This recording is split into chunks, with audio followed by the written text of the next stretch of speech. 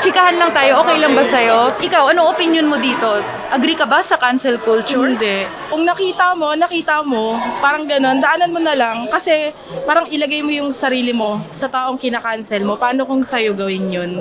Anong mararamdaman mo? Parang ganon. It's a great day to start our last episode of Holding Space, Enabling a Safer Society. Good day, everyone. I'm Piawurtzbach, and it's kind of sad that this is our last episode for our season ender. We will be talking about another kind of culture, which in Filipino terms is online kuyog. I'm talking about cancel culture. For sure, narinig nyo na to dahil every time na may sikat na content creator na nagmi-misbehave o nagkamali, we always hear about cancel na yan. But really, ano ba talaga ang cancel culture? Kumausap kami ng ilan sa ating mga kababayan kung anong mga saloobin nila tungkol sa cancel culture. Kaya tara na't alamin natin. Halika, chikahan lang tayo, okay lang ba sa'yo? Ikaw, anong opinion mo dito? Agree ka ba sa cancel culture? Hindi. Kung nakita mo, parang ganon, daanan mo na lang. Kasi parang ilagay mo yung sarili mo sa taong kinakancel mo. Paano kung sa'yo gawin yun? Anong mararamdaman mo? Parang ganon. Anong definition mo ng cancel culture? I think cancel culture defines yung mga maling ginagawa ng isang particular person or isang organization, which is, for me, tama siyang gawin.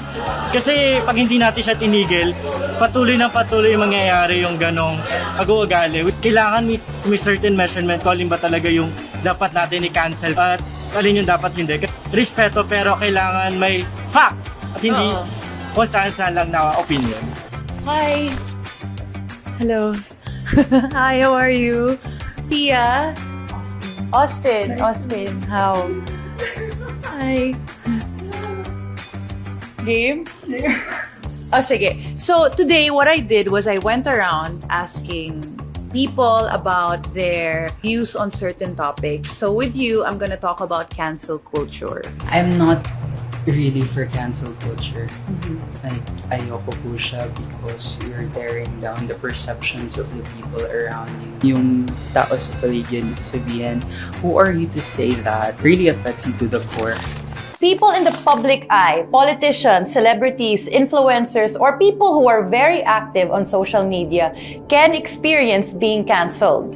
Cancel culture is the swarming of netizens against the object or person being cancelled online. Literal ito na online kuyog dahil patuloy na nagko-comment, nagbabash at kung ano-ano pa ang mga netizens sa tao o bagay na mga nangyayari. But the most popular definition is holding people accountable for their actions.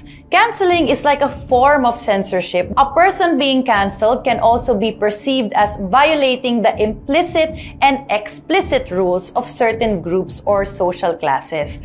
But the sad reality of this culture lies in the lack of discretion and critical thinking of netizens bandwagoning on canceling someone. Minsan may public shaming, data privacy issues, and other personal attacks. Even if the intention is good for canceling someone, the actions that follow have detrimental effects on the people who are being canceled, even if their actions are without any evidence of any wrongdoing. To dig deeper into this topic, I'm honored to be sitting next to her because she's one of the most influential trans women around the globe. I have here with me Miss Trans Global 2020, Mela Habijan. Yay! Kumusta, Mela? Mabuti. I am in cloud 9 because of the victory that we've gained as a community. Salamat sa lahat ng mga allies and to the trans and non-binary siblings that we have out there. Malaya na tayo. Yes. Mela, alam natin na part of you being very outspoken about your views and opinions online, you also get attacked. Can you share with us some of the instances that you were canceled before? Top of mind ay yung pagiging trans. Not all people understand what being a trans woman is, what being an LGBTQIA+ person is. Those who are opposing this type of gender and sexuality will always come from a standpoint na mali kami, hindi kami katanggap-tanggap sa lipunang ito. But I've learned how to deal with it. A year ago, I had a call out on a tweet about me as a professor. Sinulat ko yung memory na yon, natawa ko kasi sabi ko, shucks, ang sama ko palang teacher. And then, bigla yung sumabog on social media. And this is after you won already. Yes. So meron ka ng imahe, may image ka na inaalagaan, meron ka ng following. Ang intention ko lang nun was tell a memory of me as a professor. Salamat sa mga kaibigan ko kasi habang sinasamahan nila ako sa pag-iyak ko, pinopoint out nila kung bakit mali.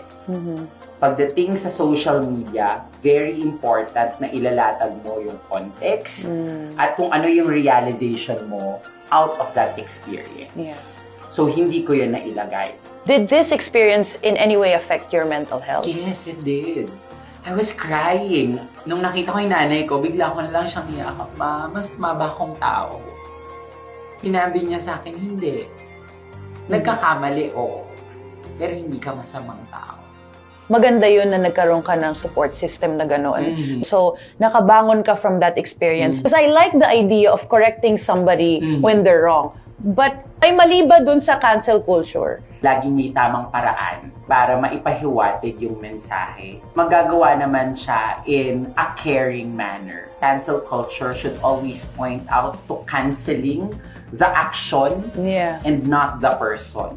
Now, kung hindi pa rin siya nagbabago, ibig sabihin, meron na yung problema pagdating sa kanyang values na mas dapat binibigyan pa natin ng atensyon at concern. Did this experience change you? It did. I think it changed me for the better. I became mindful of my thoughts, most especially dun sa mga hindi ko kaparehas ng paniniwala. There's always good in communicating. I will never be neutral on social issues.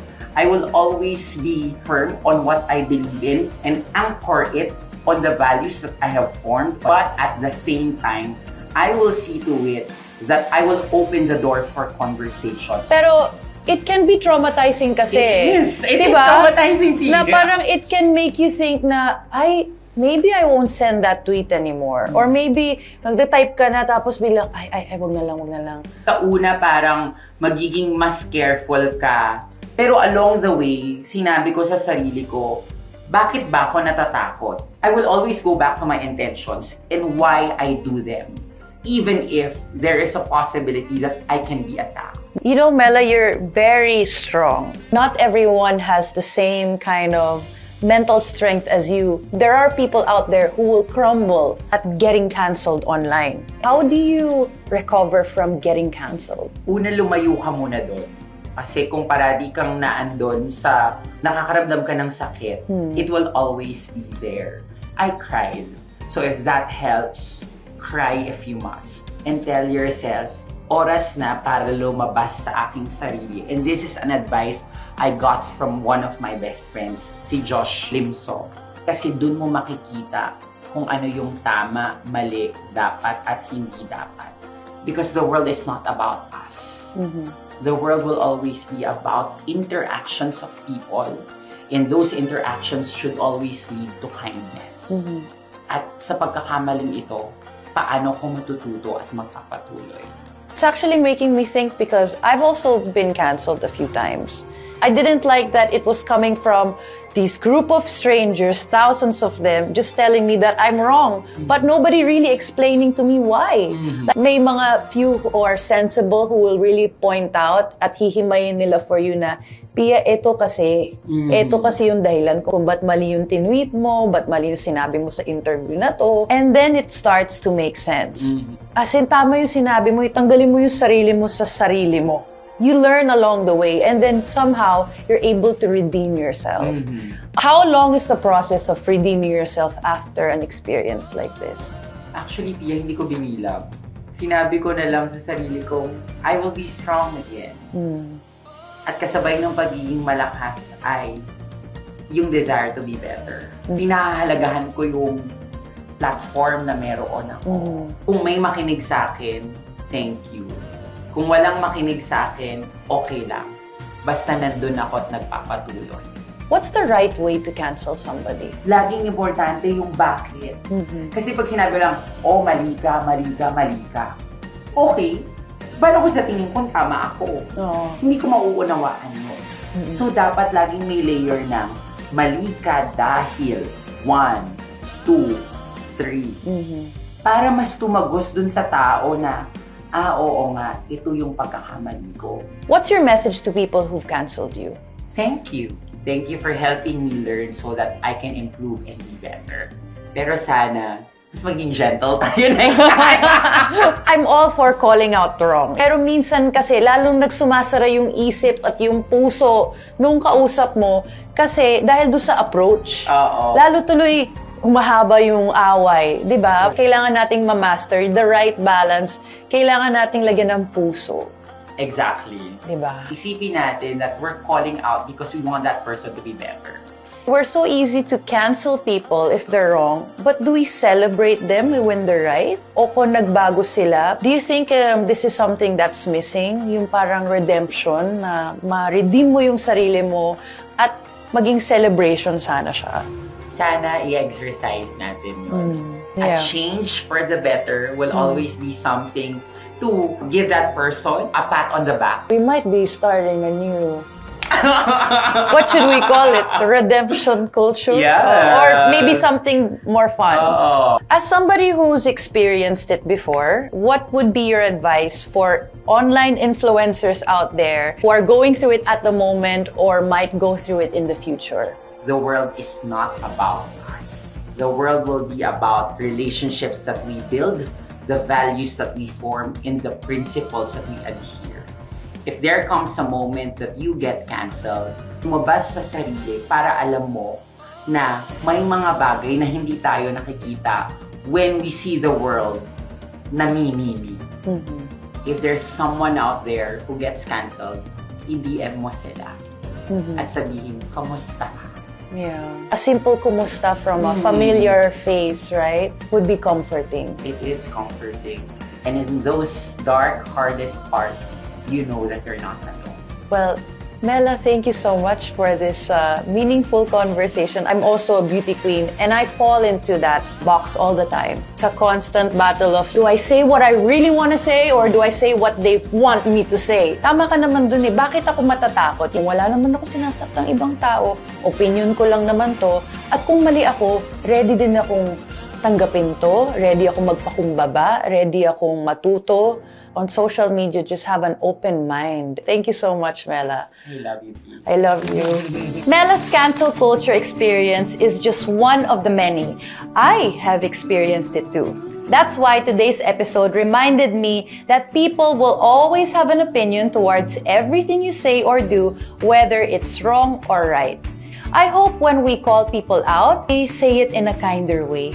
Dahil sa huli, ang gusto naman nating ma-achieve, diba, sa mga taong nagkamali ay magbabago sa kanilang nagawa o maging respectful sa mga susunod na pagkakataon. Sana bigyan din natin sila ng second chance na ma-redeem ang kanilang mga sarili at bumangon mula sa pagkakamali. Maraming salamat sa panonood ng ating Season 2 ng Holding Space, Enabling a Safer Society. 5 episode na ang ating nabuo at napag-usapan at iba't ibang topics para maintindihan at magawa natin na mas safe ang ating mga ginagalawang mundo. Maraming salamat sa ating Flourish by Love Yourself at Mental Health PH volunteers sa patuloy na pagbibigay ng kanilang time at effort para magkaroon tayo ng mga ganitong mental health awareness campaigns.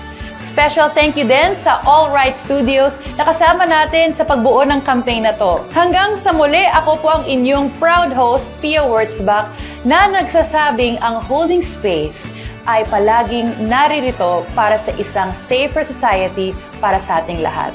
And don't forget to love yourself always.